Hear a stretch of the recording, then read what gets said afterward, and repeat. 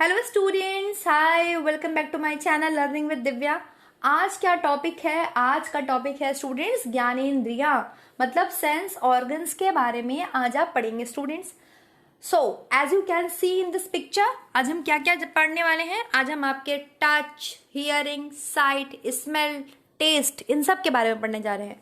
मतलब हम sense organ की बात करने जा रहे हैं, वह अंग जो हमें ज्ञान का अनुभव कराते हैं, ज्ञान देने वाली ज्ञानेंद्रियां, आज आप उनके बारे में जानेंगे। जैसे कि स्किन आपको किस चीज का अनुभव कराती है? गर्मी का, ठंडक का, जलन का, किसी भी चीज का आपके स्किन आपको अनुभव कराती है, सेंस कराती है। दर्द का, पीड़ा का, ठीक है। हियरिंग, कान से आप क्या कर पाते हैं? सुन पाते हैं। साइट, आइस की वजह से आप क्या कर पाते हैं? दुनिया को देख पाते हैं, किसी भी चीज को देख पाते हैं। स्मेल, आप स्मेल नाक की वजह से क्या कर पाते हैं? स्मेल कर पाते हैं, चाहे वो बैड स्मेल हो, चाहे वो गुड स्मेल हो। एंड टेस्ट, टेस्ट मतलब आप अपनी टंग के द्वारा, क्यों? क्योंकि टंग आपकी जीभ पर क्या पाई जाती है? टेस्ट बर्ड्स पाई जाती हैं, जिसकी वजह से आपको टेस्ट आता है किसी भी खाने का, है ना, और आप खाने को खा पाते हैं। तो ये है आपकी 5 ज्ञानेंद्रियां, जिनके बारे में आप जानेंगे। आप इनको कंबाइंड करके स्टूडेंट्स एसएनएस बोल सकते हैं। SNS, what is SNS? Sensory nervous system. आप इसे क्या बोल सकते हैं? Sensory nervous system. देखो, मैंने जो आपको पढ़ाया है, और वो भी ठीक है, मैंने जो आपको क्लासिफिकेशन पढ़ाया नर्वस सिस्टम का, कि नर्वस सिस्टम के अगर हम बात करते हैं तंत्रिका तंत्र के, तो तंत्रिका तंत्र 3 प्रकार के होते हैं हमारी बॉडी में। कौन कौन से? एक तो केंद्रीय तंत्रिका तंत्र, सेंट्रल नर्वस सिस्टम, ठीक है। और एक आपके मैंने पढ़ाया आपको पीएनएस, पेरिफेरल नर्वस सिस्टम, जिसमें आपके परिधियां होती हैं, मतलब परिधि तक जो तंत्र जा रहा है, आपकी बॉडी के एक पार्ट तक जो तंत्र जा रहा है। और फिर मैंने आपको पढ़ाया ऑटोनॉमस नर्वस सिस्टम, स्वायत्त तंत्रिका तंत्र। तो ये ठीक है, ये आपके पीवाईक्यू में भी पूछा गया था, और ये भी डिवीजन ठीक है। बट एनसीईआरटी ने क्या करा है? एनसीईआरटी ने आपके जो नर्वस सिस्टम है उन्हें 2 भाग में विभाजित किया है बेसिकली। कौन कौन से 2 भाग है? एक तो है आपके सीएनएस, सीएनएस मतलब सेंट्रल नर्वस सिस्टम, और एक है आपके पीएनएस, पीएनएस मतलब पेरिफेरल नर्वस सिस्टम।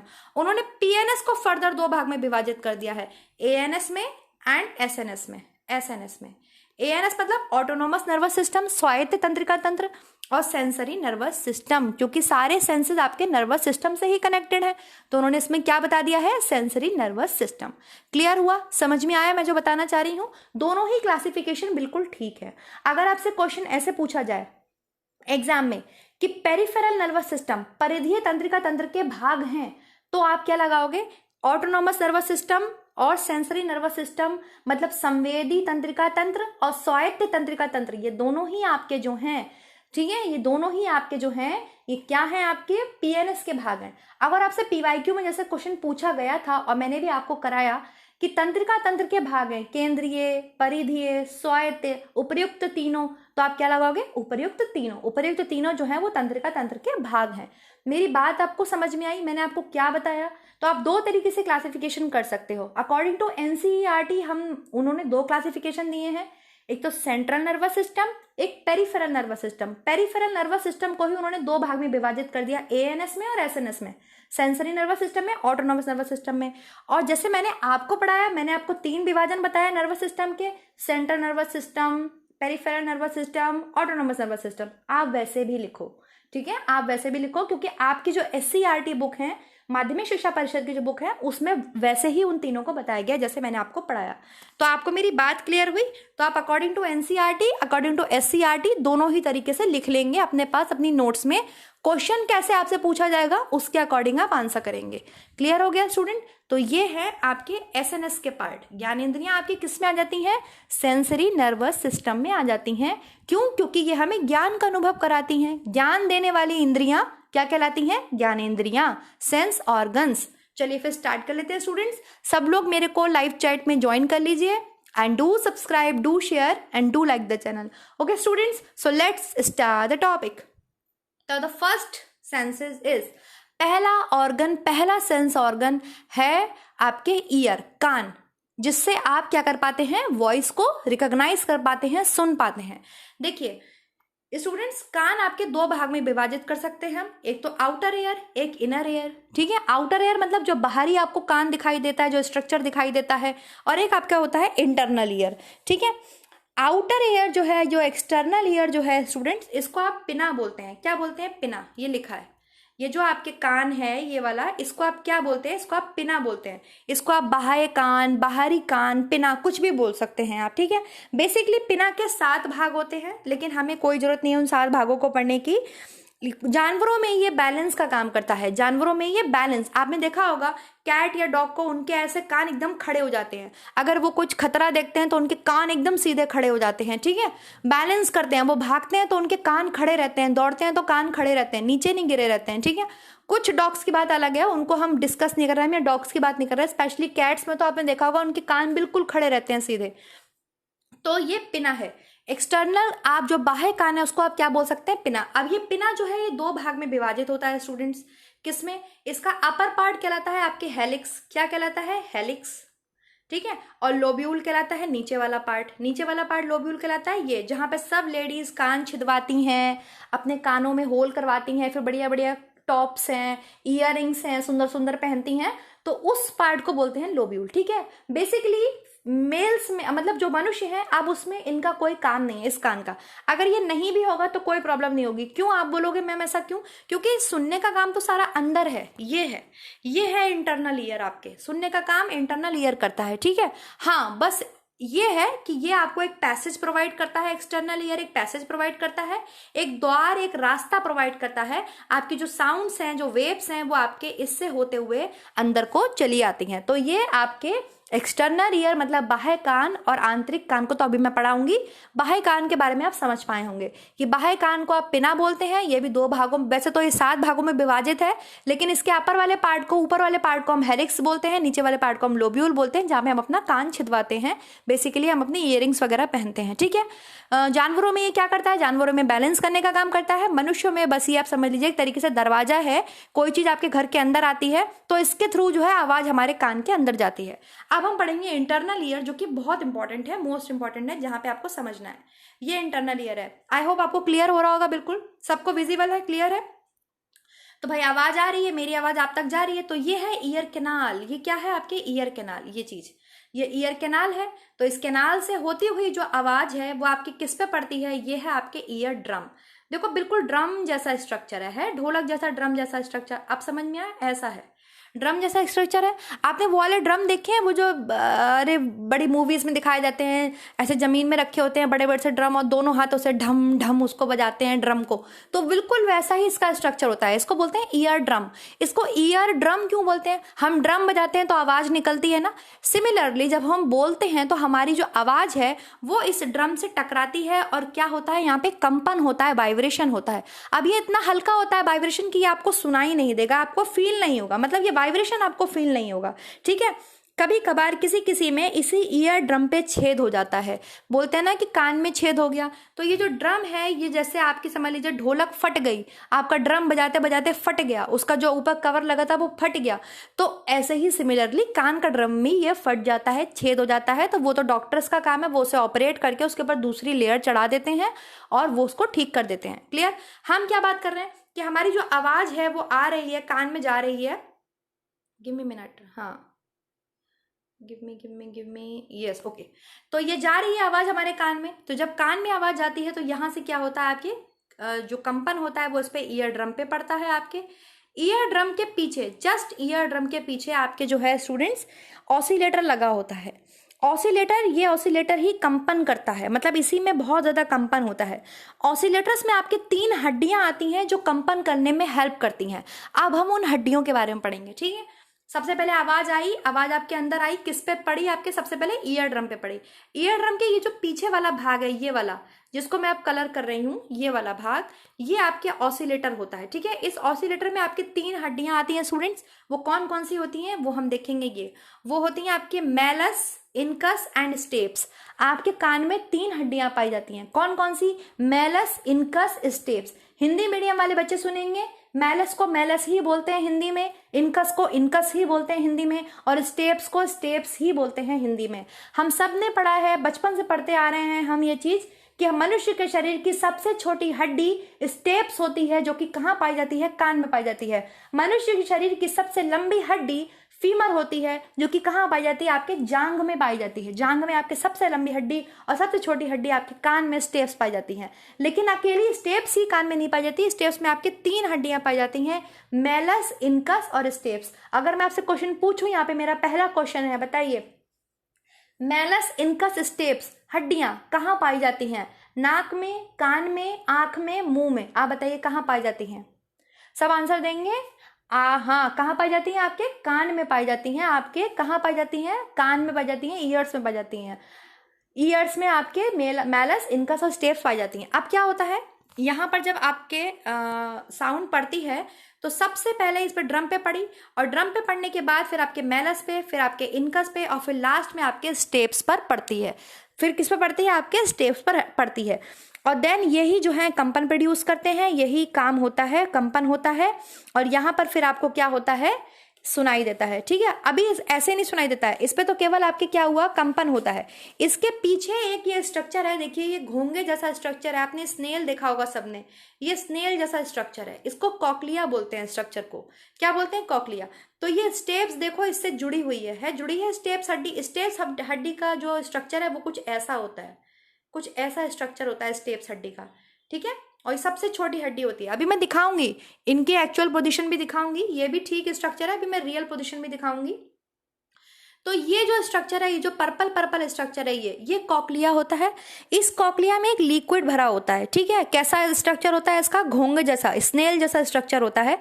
यही जो है, जो सिग्नल आपने रिसीव किए थे, जो सिग्नल आपने रिसीव किए, फिर वो सिग्नल इस पे पड़े, कंपन हुआ, वाइब्रेशन हुआ, वही जो है इन सिग्नल्स को, इसमें जो लिक्विड भरा होता है वो इस वाइब्रेशन को सिग्नल्स में कन्वर्ट कर देता है। किस में कन्वर्ट कर देता है? सिग्नल्स में।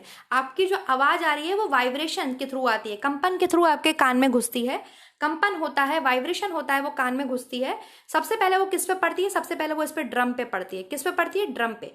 और ड्रम के पीछे आपकी क्या लगी हुई है? ड्रम के पीछे आपके 3 हड्डियां हैं, मेलस, इनकस, स्टेप्स। इस तरीके से आप समझ लो, मान लो ये मेलस है, ये इनकस है और ये स्टेप्स है। आपने वो वाला गेम खेला है कभी भी?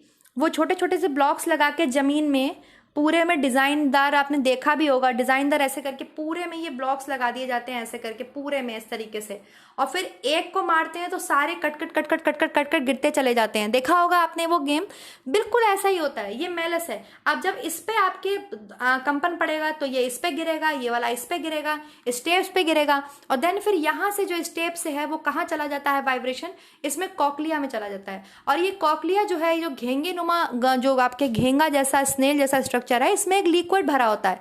ये द्रव क्या करता है? जो आपके कंपन आया, वाइब्रेशन आया, उसको सिग्नल्स में बदल देता है। और ये नर्व्स जा रही हैं, ये नर्व्स जा रही हैं आपके दिमाग में, ये इन्हें नर्व्स फाइबर बोलते हैं। ये नर्व्स जा रही हैं दिमाग में, और ये दिमाग तक जाती हैं, और बस आपको पता चल जाता है कि हमसे कोई बंदा क्या बोल रहा है। ठीक है, लेकिन ये 10 डेसिबल से कम पे काम नहीं करता है। अगर मैं बहुत धीमे बोलूं, ऐसे, सुना आपने मैंने क्या बोला? आपको सुनाई भी नहीं दिया होगा। कुछ लोग होते हैं ना बहुत हल्के बोलते थे, आप कहते हैं अरे जोर से बोलो ना, सुनाई नहीं पड़ रहा है। तो 10 डेसिबल से अगर साउंड होगी तो ये काम नहीं करता है, कॉकलिया समझ नहीं पाता है। ठीक है, तो एटलीस्ट इतनी आवाज होनी चाहिए कि ये जो वाइब्रेशंस आ रही हैं कान को, उसमें सिग्नल्स में कन्वर्ट कर सके। बस इतना ही है आपके ईयर, सिंपल इतना ही ईयर है, और इसमें कुछ भी नहीं होता है। ठीक है, क्लियर हुआ? समझ में आया? समझ में आया कि नहीं समझ में आया? देखिए, अब मैं आपको ये बोन्स दिखाती हूँ, ये रही बोन्स, मेलस, इनकस, स्टेप्स की आप सिचुएशन देखेंगे, पोजीशन देखेंगे। ये क्या है आपके? ये ड्रम जैसा क्या है आपके? Ear drum. ठीक है, ये आपके बिल्कुल ड्रम जैसा स्ट्रक्चर होता है, इसे क्या बोलते हैं? Ear drum. जस्ट इसके पीछे क्या होती है? आपके मेलस, फिर ये नीचे है आपके, ये है आपके इनकस, और ये देखो स्टेप्स है। स्टेप्स का स्ट्रक्चर बिल्कुल ऐसा होता है, कुछ ऐसा ही स्ट्रक्चर होता है स्टेप्स का। दिख रहा है ना? ये स्टेप्स है। और ये क्या चीज है? ये घेंगे जैसी क्या चीज है? ये है आपकी कॉकलिया। इसमें क्या भरा होता है? लिक्विड भरा होता है, और लिक्विड किस में कन्वर्ट कर देता है? आपके जो वाइब्रेशन है उसको सिग्नल्स में कन्वर्ट कर देता है, और फिर ये चली जाती हैं नर्व्स के थ्रू। कहाँ चली जाती हैं? आपके दिमाग में चली जाती हैं। कान आपके दिमाग से भी जुड़ा है, कान से एक नस आपके गर्दन में भी आती है, कान से एक नस आपके नाक से भी जाती है, ये सब जुड़े होते हैं। कभी आपने फील किया है? आप नोज में दवा डालो, आपको वो आपके टंग पे फील होती है, आपने कभी फील किया है? कभी नोज में आप दवा डालो, वो आपको आपकी टंग पे, आपकी जीभ पर आपको फील होगी। आप कान में दवा डालो, वो भी आपको आपके गले में लगता हुआ दिखाई देगा। कान में आप तेल डालो, कभी बहुत छोटे बच्चों में तेल डाला जाता था सरसों का, भैया मत डालना कोई भी, आजकल सब नकली चीजें आती हैं।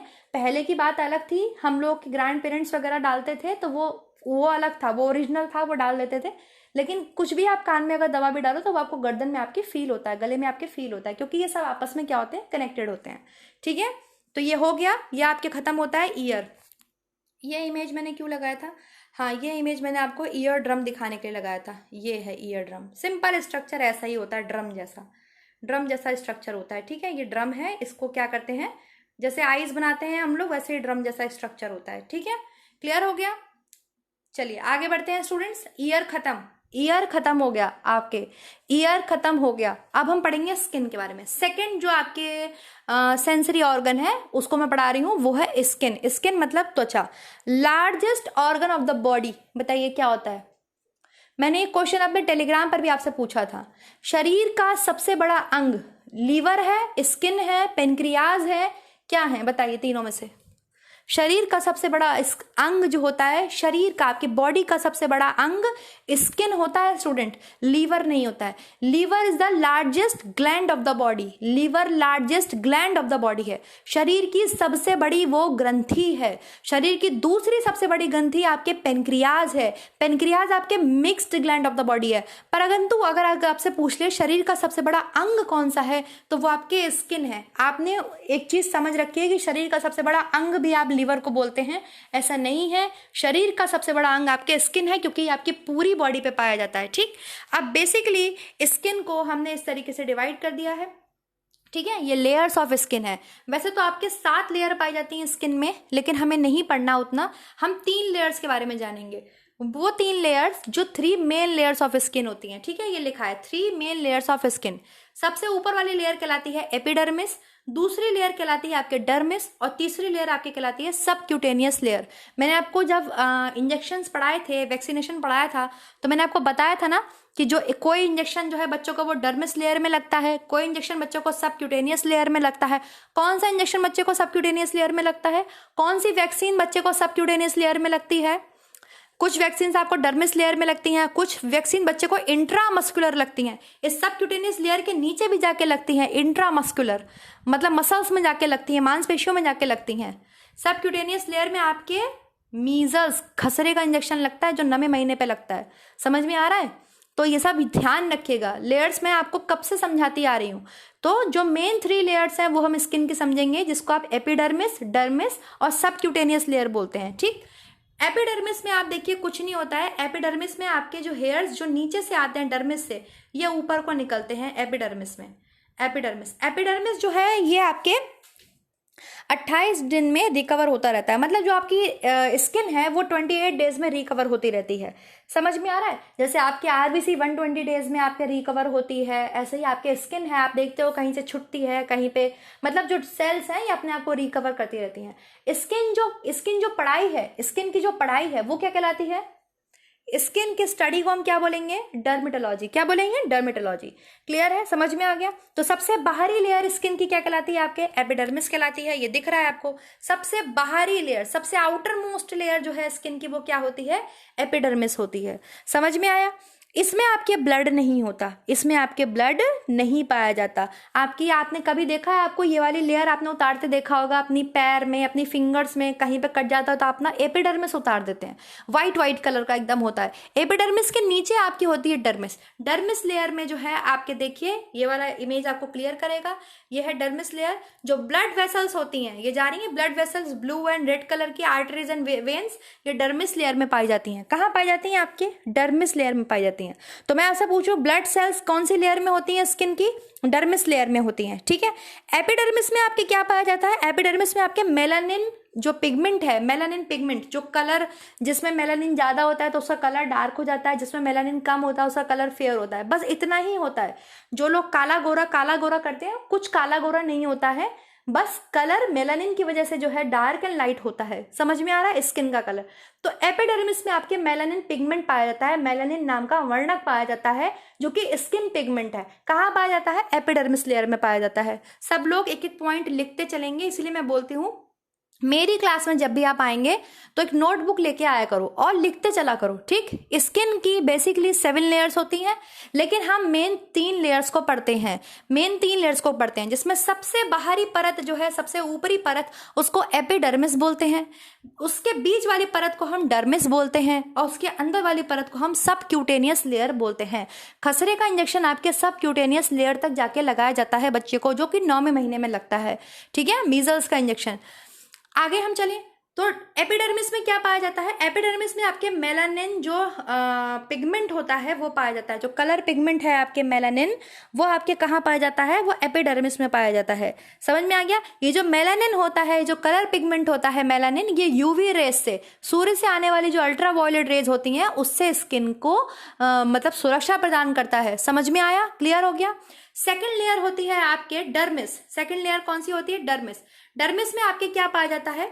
डर्मिस में आपके सबसे पहली बात, डर्मिस में आपके रूट ऑफ द हेयर पाई जाती है। रूट ऑफ द हेयर मतलब आपने अपने बालों में वैक्स तो सब कराते होंगे, तो वैक्स क्यों कराते हो? बाल आ जाते हैं ना हाथ पे, पैर पे, जगह जगह बाल होते हैं।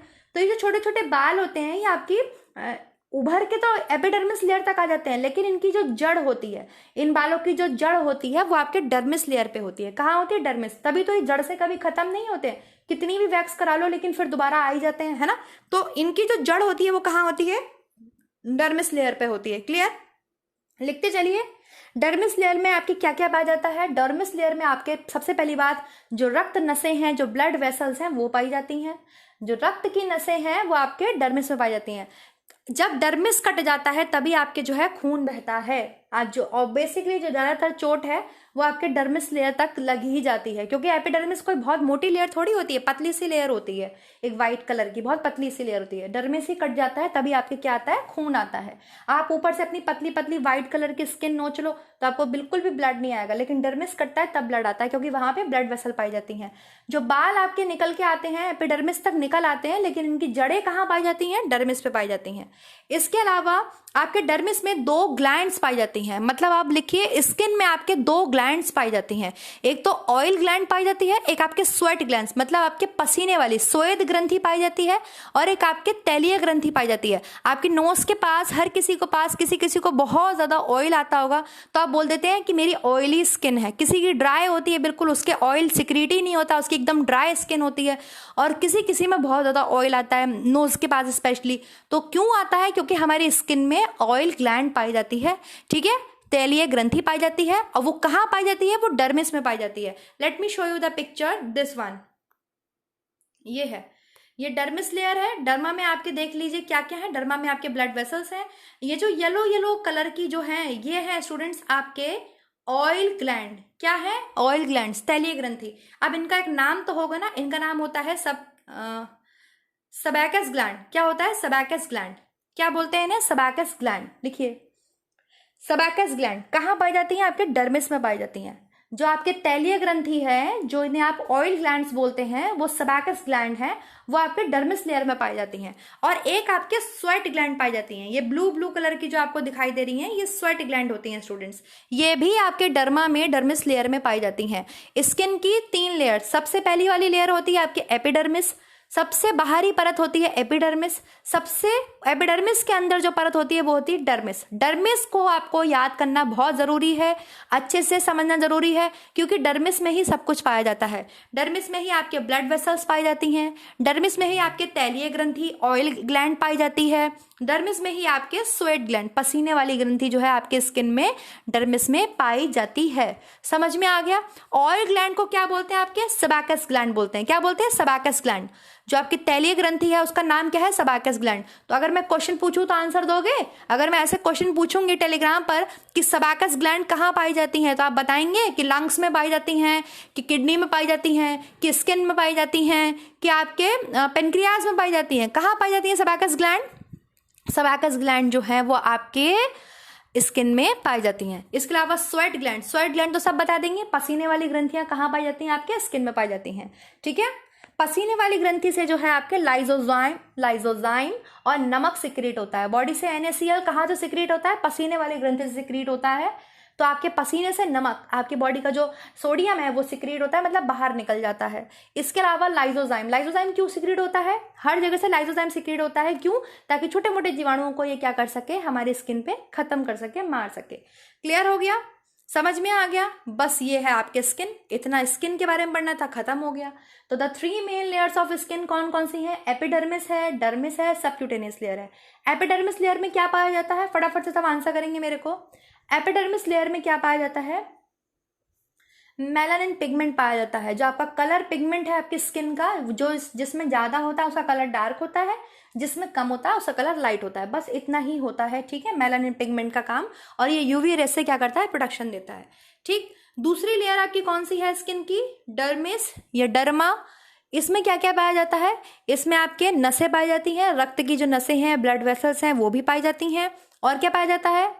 इसमें आपके स्वेट ग्लैंड पाया जाता है, मतलब पसीने वाली ग्रंथि पाई जाती है। सबाकस ग्लैंड पाई जाती है, मतलब आपके ऑयल ग्लैंड जो ऑयल सिक्रीट करती है। तैलीय ग्रंथि जिसे आप बोलते हैं, जिसकी वजह से किसी में ज्यादा सिक्रीट होता है तो उसकी स्किन ऑयली हो जाती है बहुत ज्यादा, वो भी आपके डर्मिस लेयर में पाई जाती है। क्लियर है स्टूडेंट्स? क्लियर है? बस इतना ही आपको स्किन के बारे में पढ़ना था, स्किन के बारे में आपको समझना था। क्लियर हो गया? स्किन भी, ईयर स्किन, आपको ईयर क्लियर हो गया, आपका कान आपको समझ में आ गया, आप कैसे सुन पाते हैं, आपको स्किन समझ में आ गया। Next we move on. मैंने सब कुछ दिखा दिया ना, इमेज में सबको समझा दिया ना, इसमें भी मैंने ये चीज समझा दी है बच्चों को। हाँ, ये समझा दिया है मैंने आपको। हेयर रूट, हाँ हेयर रूट पाए जाते हैं। हेयर रूट मतलब बालों की जड़, जो आपके बाल निकलते हैं हाथों पैरों में या पूरी स्किन पे, जो भी बाल होते हैं पूरी स्किन पे छोटे छोटे बाल तो होते ही हैं, उनकी रूट्स, उनकी जड़ें कहाँ होती हैं? तो डर्मिस में होती हैं। इसके अलावा ग्रंथि हो गई, स्वेट ग्लैंड हो गया, ये सब हो गया, आपको पूरा क्लियर कर दिया मैंने। नेक्स्ट चलते हैं हम टंग की तरफ। टंग की बात मैंने अभी किसी और जगह भी की थी, मैंने आपको टंग पढ़ाया था, है ना। टंग, टंग किस में हेल्प करती है?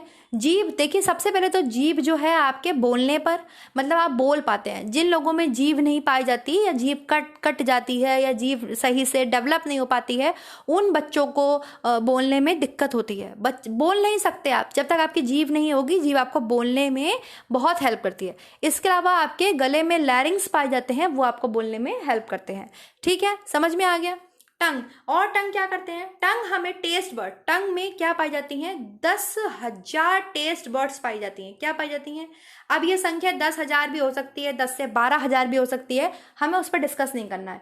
लेकिन टेस्ट बर्ड्स मतलब ऐसे छोटे छोटे दाने पाए जाते हैं हमारी टंग पे। छोटे छोटे बर्ड्स होते हैं, दाने होते हैं, जो हमें क्या करते हैं? टेस्ट जो है हमें मतलब कराते हैं। अब ऐसा नहीं है कि केवल आपको जो आगे वाला भाग है यहीं से आपको मीठा फील होगा और सबसे लास्ट में ही आपको जो है कड़वा फील होगा। ज्यादा सेंसिटिव होते हैं ये वाले जो हिस्से हैं, ये ज्यादा सेंसिटिव होते हैं अपने पर्टिकुलर टेस्ट के लिए, बस तो इसको डिवीजन कर दिया जाता है। तो चलिए हम पढ़ लेते हैं क्या होता है। और टंग तो सब में एक ही पाई जाती है, जीभ तो सब में एक ही पाई जाती है। तो ये है जीभ का सबसे आगे वाला भाग। क्या है जीभ का सबसे आगे वाला भाग? ये आपको मीठे का अनुभव ज्यादा कराता है। किसका अनुभव ज्यादा कराता है? मीठे का। ठीक है, स्वीट का, मीठे का अनुभव आपको ज्यादा कराता है। जस्ट इसके पीछे चले जाओ, मीठे के जस्ट पीछे, बिल्कुल पीछे, तो ये जो पोस्टीरियर पार्ट होता है, पीछे वाला भाग होता है आपके, ये बिल्कुल पीछे वाला भाग, ये जो है आपको बिटर बोलो या तीखा बोलो। ठीक है, क्या बोलो? बिटर बोलो या तीखा बोलो।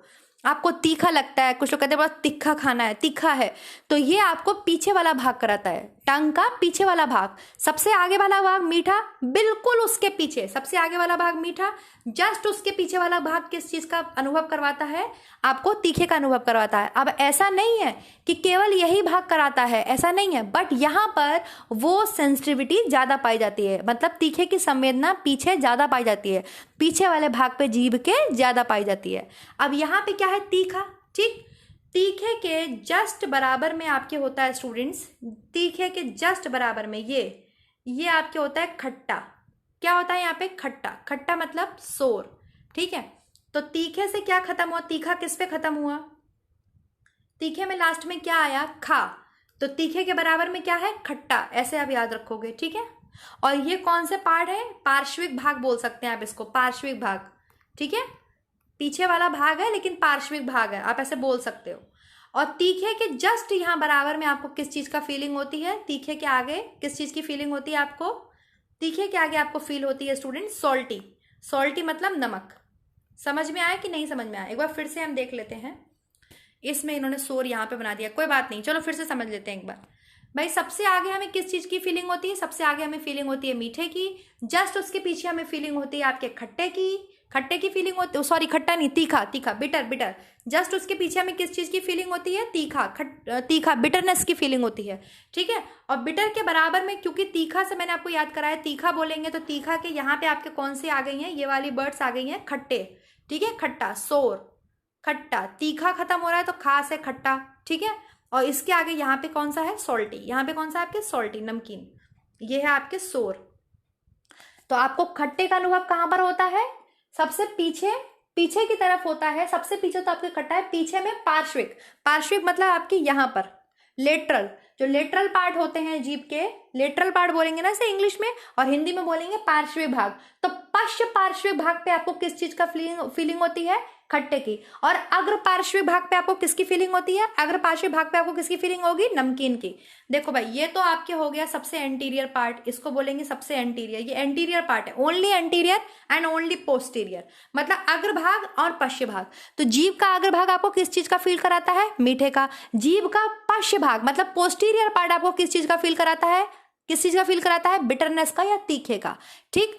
अब अगर मैं आपसे पूछूं कि जीभ का पोस्टीरियर लेटरल पार्ट आपको किस चीज का फील कराता है, मतलब पश्च पार्श्विक भाग, पश्च पार्श्विक भाग या पोस्टीरियर लेटरल पार्ट, ये आ गया। एक तो पोस्टीरियर पार्ट तो ये हो गया, ठीक है, और लेटरल पार्ट ये हो गया। चाहे अब तुम इधर ले लो चाहे इधर ले लो, तो पोस्टीरियर लेटरल पार्ट या पोस्टीरियर पार्श्विक भाग, पश्च पार्श्विक भाग आपको किसका फील कराएगा? खट्टे का फील कराएगा। पश्च मतलब पीछे, पार्श्विक मतलब जो लेटरल चल रहा है। ठीक है। पार्श्विक भाग आप किसका फील कराएगा? खट्टे का। और वही मैं अगर आपसे पूछूं एंटीरियर लेटरल पार्ट, एक तो आगे भी है लेकिन लेटरल पार्ट है, मतलब अग्र भी है लेकिन पार्श्विक भाग है। अग्र है पार्श्विक भाग है, तो वो कौन सा भाग हो गया? वो ये भाग हो गया। तो ये आपको किसका फील कराएगा? सॉल्टी का। मेरी बात समझ में आ गई? क्लियर हो गया? सॉल्टी मतलब नमकीन का। समझ में आ गया? चलिए नेक्स्ट मूव करते हैं हम एक क्यूट सी पिक्चर की तरफ। ये है, आपको और अच्छे समझ में आएगा। Location of taste buds on the tongue. Location of taste buds on the tongue. तो बताइए मीठे का बिटरनेस, बिटरनेस मतलब आप क्या हम बोले? कड़वा या तीखा, कहाँ आपको फील होगा? जीभ के कौन से भाग पे फील होगा? जीभ के पीछे वाले भाग पे, जीभ के पोस्टीरियर पार्ट पे। कहाँ फील होगा? जीभ के पोस्टीरियर पार्ट पे। ठीक। चलो दूसरा क्वेश्चन बताओ। खट्टा आपको कहाँ फील होगा? खट्टा आपको कहाँ फील होगा? Posterior lateral, posterior lateral. ये एक तो पोस्टीरियर है, पीछे वाला भाग है, ऊपर से लेटरल पार्ट है। पोस्टीरियर लेटरल मतलब पश्च पार्श्विक भाग पे आपको खट्टे का अनुभव होगा। चलो बताओ स्वीट कहाँ होगा? जीभ के अग्र भाग पे, जीभ के एंटीरियर पार्ट पे, सबसे आगे वाले भाग पे मुझे किस चीज की फीलिंग होगी? मीठे की फीलिंग होगी। ठीक है। अब बताओ सॉल्टी कहाँ फील होगा? सॉल्टी आपके यहीं पर होता है। ये उमानी उमानी कुछ नहीं है, यहाँ पे कुछ मत करो। सॉल्टी ये होता है, सॉल्टी होता है आपके अग्र पार्श्विक भाग या एंटीरियर लेटरल पार्ट पे। क्या फील होता है हमें? सॉल्टी नमकीन फील होता है, ज्यादा फील होता है। ठीक है। जीभ के कहते हैं, ये उमानी पता नहीं क्या है, मुझे नहीं पता। जीभ के कहते हैं बीच वाले भाग पे ज्यादा आपको टेस्ट नहीं आता, क्योंकि यहाँ पे ज्यादा टेस्ट बर्ड्स नहीं पाई जाती हैं। टेस्ट बर्ड्स आपके पीछे, आगे और किनारियों पे, लेटरल पार्ट्स पे ज्यादा पाई जाती हैं। क्लियर है स्टूडेंट? सबको समझ में आ गया? चलिए आगे बढ़े। टंग भी आपकी खत्म हो गई। सबको ये पीडीएफ मिल जाएगा टेलीग्राम पर, तो आप आराम से अपने नोट्स प्रिपेयर कर सकते हो और अपने हिसाब से अपने नोट्स बना सकते हो कि भाई कहाँ पे जीभ पे कैसे कौन कौन से भाग पे हमें अनुभव होता है। ठीक है। नेक्स्ट चलते हैं students, next move on nose. Nose की तरफ। नोज मतलब आपके नाक। नाक क्या करवाती है? नाक आपको सूंघने में हेल्प करती है। नाक आपको किस में हेल्प करती है? सूंघने में हेल्प करती है। अब कैसे हेल्प करती है? और नाक में क्या होता है? नाक में जो बहुत सी चीजें होती है ना, साइनस बोलते हैं। देखो ये कौन कौन से साइनस पाए जाते हैं नाक में, इस पिक्चर से हम समझेंगे। नाक में आपके ये जो चीज है ये फ्रंटियल साइनस है। फ्रंटियल साइनस मतलब आगे, सबसे आगे आपके ऊपर की तरफ है, तो इन्हें फ्रंटियल साइनस बोलते हैं। आंख के पास जो साइनस पाया जाता है उस हिस्से को आपके एथमोइड साइनस बोलते हैं। देन फिर नाक के पास जो साइनस पाया जाता है, ये चीज नाक के पास जो साइनस पाया जाता है इसको मैक्सिलरी साइनस बोलते हैं। और कुछ साइनस आपके कान के पास भी पाए जाते हैं, इसको स्फेनोइड साइनस बोलते हैं। अब ये साइनस क्यों है? क्योंकि ये नाक है, नाक में ये हेल्प करते हैं। और जब कभी भी आपको सर्दी हो जाती है, जुकाम हो जाती है, तो आपके नाक, आंख, कान सब कुछ दर्द करता है। दर्द करता है क्यों? क्योंकि ये साइनस में ही जो है सब आपके वो सर्दी भर जाती है।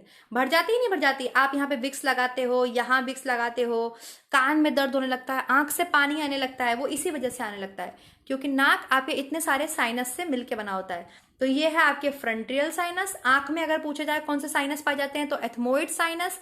नाक के पास कौन से साइनस पाए जाते हैं तो ये आपके पाए जाते हैं मैक्सिलरी साइनस। और कान के पास भी आपके एक साइनस पाया जाता है, स्फेनोइड साइनस पाया जाता है। समझ में आया? Sphenoid sinus. और ये साइनस में क्या हो जाता है, इन्हीं में ये जो साइनस, ये जो जगह है, इन्हीं में आपके क्या भर जाती है। जब आपको कभी भी सर्दी होती है, आपका सिर दर्द करता है, आपका कान दर्द करता है, आपकी आंखों से पानी आने लगता है, सब इसमें बिल्कुल जम जाता है। ठीक है, तो कुछ सिकाई करते हैं, विक्स लगाते हैं ताकि हमारी सर्दी क्या हो जाए, बाहर चले जाए। जो आपके वायरस है, जुकाम आपके वायरस की वजह से होता है, वो इन सबको जकड़ लेता है एकदम। ठीक है, तो पहले तो आपको साइनस क्लियर हो गया, ये साइनस क्या होता है। नेक्स्ट देखते हैं स्टूडेंट, अब हम सूंघ पाते हैं, हम स्मेल कर पाते हैं नाक से, अच्छी अच्छी स्मेल ले पाते हैं, या बैड स्मेल को हम फील कर पाते हैं। वो कैसे कर पाते हैं? हमारी नाक में एक चीज पाई जाती है जिसको हम बोलते हैं ऑल्फैक्टरी नर्व। क्या बोलते हैं? Olfactory nerve. दिखाई दे रहा है? ये है, ये येलो कलर की ब्रश जैसी नर्व दिख रही है, ये आपको पूरा दिख रहा है, पूरा स्ट्रक्चर दिख रहा है। तो ये आपकी नोज है, यहाँ से आपके स्मेल जाती है, नाक में जाती है, और ये पाई जाती हैं आपके ऑल्फैक्टरी नर्व्स। ये ऑल्फैक्टरी नर्व्स जो होती हैं, ये करोड़ों की संख्या में होती है स्टूडेंट्स, इनकी बहुत संख्या होती है। और यही जो है ये आपको सुगंध दुर्गंध लेने में हेल्प करती हैं। ठीक है, जब कभी भी सर्दी जुकाम होता है तो साइनस तो आपके है ही, साइनस में भी वो बैक्टीरिया जो है, वो सॉरी वायरस जो है वो उसे जकड़ लेता है, और ये ऑल्फैक्टरी नर्व्स भी ढक जाती हैं। तभी आपको कहते हैं ना, कोई स्मेल नहीं आ रही यार, मेरे को तो जुकाम हो रखा है, मुझे समझ ही नहीं आ रहा है कि इसमें कैसी स्मेल आ रही है। होता है कि नहीं होता है सबके साथ? वो इसीलिए होता है। क्यों होता है? क्योंकि जो ऑल्फैक्टरी नर्व्स हैं ये आपके सर्दी में एकदम से ढक जाती हैं। सर्दी इन द सेंस जब आपको सर्दी हुई है, बाहर सर्दी है उसकी बात नहीं कर रही हूँ, जब आपको सर्दी हुई है, आपको जुकाम हुआ है, आपको जुकाम के वायरस ने पकड़ लिया है, तब ये ऑल्फैक्टरी नर्व्स जो होती हैं ये ढक जाती हैं। ढक मतलब तो ये काम अच्छे से नहीं कर पाती हैं क्योंकि वायरस इनको जकड़ लेता है। जैसे साइनस को जकड़ लेता है वैसे इनको जकड़ लेता है, कम से कम 4-5 दिन लेता है जुकाम जाने में। तो जिसको भी जुकाम होता है वो सूंघ नहीं पाता। सूंघ मतलब उसको कोई स्मेल ही नहीं आती है कि अच्छी स्मेल है कि बुरी स्मेल है। वो कहता है ना, भाई तो नाक बंद है यार, मुझे तो कुछ समझ ही नहीं आ रहा, कुछ स्मेल ही नहीं आ रही है, इसी वजह से। तो ये कौन सी नर्व्स है? आपके ऑल्फैक्टरी नर्व्स। एंड अब एक चीज देखो, ऑल्फैक्टरी नर्व्स आपके क्रेनियल नर्व्स से निकलती हैं। ये देखो, ये क्रेनियल नर्व्स है, मैंने पढ़ाया ना। क्रेनियल नर्व्स मतलब आपके मस्तिष्क से कितनी जोड़ी नसें निकलती हैं? 12 इधर से निकलती हैं और 12 जोड़ी आपके इधर से निकलती हैं। ये है ऑल्फैक्टरी नर्व्स, आपके क्रेनियल से निकल रहा है ऑल्फैक्टरी नर्व्स, और ये आपके यहाँ आ रहा है, ये है, ये आपके नाक में आ रहा है ऑल्फैक्टरी नर्व्स। तो इसीलिए मैंने आपको बोला था कि जो क्रेनियल से निकलने वाली नर्व्स हैं, 12-12 जोड़ी जो नसें हैं, इनका नाम आप जरूर याद करो। और मैं एक वीडियो भी बनाऊंगी क्रेनियल नर्व्स के ऊपर, और उसकी ट्रिक भी बताऊंगी कि उसको कैसे याद कर सकते हैं। तो ऑल्फैक्टरी नर्व्स आपको पता चल गई कहाँ पाई जाती हैं? सेंस ऑर्गन में आपने पढ़ा, नाक में आपके ऑल्फैक्टरी नर्व्स पाई जाती हैं, और ये आपको सुगंध लेने में, दुर्गंध लेने में हेल्प करती हैं। जब कभी भी जुकाम होता है तो ये आपकी ढक जाती हैं, साइनस में आपके जुकाम भर जाता है, और जो कि आपका सर, माथा सब कुछ बहुत ज्यादा दर्द करता है। क्लियर हो गया स्टूडेंट? सबको इमेजेस से क्लियर हो रहा है? ये क्रेनियल नर्व्स हैं, ये क्रेन है, आपका ब्रेन बना हुआ है पूरा, और उसके एक साइड से जो 12 जोड़ी नसें निकलती हैं और दूसरे साइड से जो 12 जोड़ी नसें निकलती हैं, और फिर ये नसें आपके पूरे दिमाग में, मस्तिष्क में, पूरे जहां जहां उन्हें जाना होता है वहां वहां वो जाती हैं। क्लियर है? तो इसी में निकलती हैं आपके ये ऑल्फैक्टरी नर्व, ये लिखा हुआ है ऑल्फैक्टरी नर्व। ऑल्फैक्टरी बोल दो, ऑल्फैक्टरी बोल दो, कोई फर्क नहीं पड़ता। क्लियर हो गया सभी स्टूडेंट्स को? तो आपने आज क्या क्या पढ़ लिया स्टूडेंट्स? चलिए देख लेते हैं। आज आपने पढ़ लिया एनाटमी ऑफ ईयर, मतलब ईयर के बारे में समझा। ईयर में कितनी बोन्स पाई जाती हैं? ईयर में आपके स्पेशली 3 बोन्स पाई जाती हैं। कौन कौन सी? Malleus, incus, steps. सबसे छोटी हड्डी आपकी जो है वो स्टेप्स है, और ईयर ड्रम जो है ये, इस पर आपकी क्या होता है? कंपन होता है। देन आपकी जो कॉकलिया है उसमें जो आपके द्रव भरा होता है वो क्या करता है? जो भी आपके वाइब्रेशन है उसको सिग्नल्स में चेंज कर देता है, और फिर वो दिमाग तक चला जाता है, आपको सुनाई देता है। ठीक, बाहर वाले पार्ट को क्या बोलते हैं? पिना बोलते हैं, और बाकी जो अंदर है उसको हम इंटरनल ईयर बोलते हैं। नेक्स्ट हमने बात करी थी स्किन की। स्किन की मेन 3 लेयर्स होती हैं, वैसे तो 7 लेयर्स हैं, लेकिन हम 3 मेन लेयर्स की बात करें तो epidermis, dermis and subcutaneous layer. Blood vessels, बालों की जड़ें, रक्त की वाहिकाएं, आपके पसीने की ग्रंथि, आपके तैलीय ग्रंथि, ये सब कहाँ पाई जाती हैं, कौन सी लेयर में, डर्मिस में। समझ में आ गया। यहाँ से मैं सारे क्वेश्चंस टेलीग्राम पर आपसे पूछूंगी आज शाम में। नेक्स्ट देखते हैं, स्किन के अंदर बात कर ली टंग। टंग हमें किस चीज़ का कराता है आवाज़, टंग हमें टेस्ट का आवाज़ कराता है, क्योंकि यहाँ पे टेस्ट बर्ड्स पाए जाते हैं। एंटीरियर पार्ट पे हमें मीठा, पोस्टीरियर पार्ट पे हमें कड़वा बोल सकते हैं या तीखा बोल सकते हैं। अगर हम एंटीरियर लेटरल की बात करें तो हमें सॉल्टी, पोस्टीरियर लेटरल की बात करें तो हमें किस चीज़ की अनुभव होता है, खट्टे का फील होता है। ठीक है। नेक्स्ट आपने बात करी नोज की। नोज में आपके साइनस पाए जाते हैं। साइनस आपके ऊपर माथे पर पाए जाएंगे तो उन्हें फ्रंटियल साइनस बोलेंगे। नाक के पास पाए जाएंगे तो उन्हें मैक्सिलरी साइनस बोलेंगे।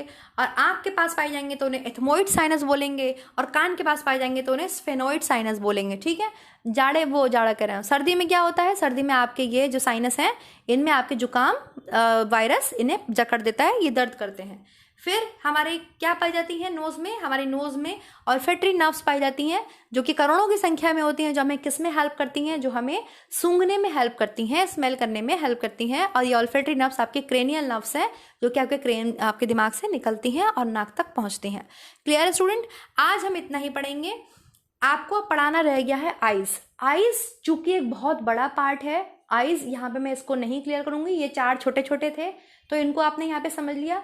आइज को हम नेक्स्ट वीडियो में क्लियर करेंगे, उसमें थोड़ा ज़्यादा डिटेल में पढ़ना है, वो थोड़ा हार्ड है। आइज मतलब हार्ड इन द सेंस, मतलब उसमें ज़्यादा समझना है। ठीक है। आइज के बारे में उसमें मैं आपको निकट दृष्टि दोष, दूर दृष्टि दोष भी समझाऊंगी, और कौन सा हम लेंस यूज़ करते हैं, ये क्वेश्चन भी उसमें आ सकते हैं, और मैं वहाँ पर आपसे क्वेश्चन आंसर्स भी पुट करूंगी। So thank you so much students. आज का वीडियो यहीं पर मैं एंड करती हूँ, रैप अप करती हूँ।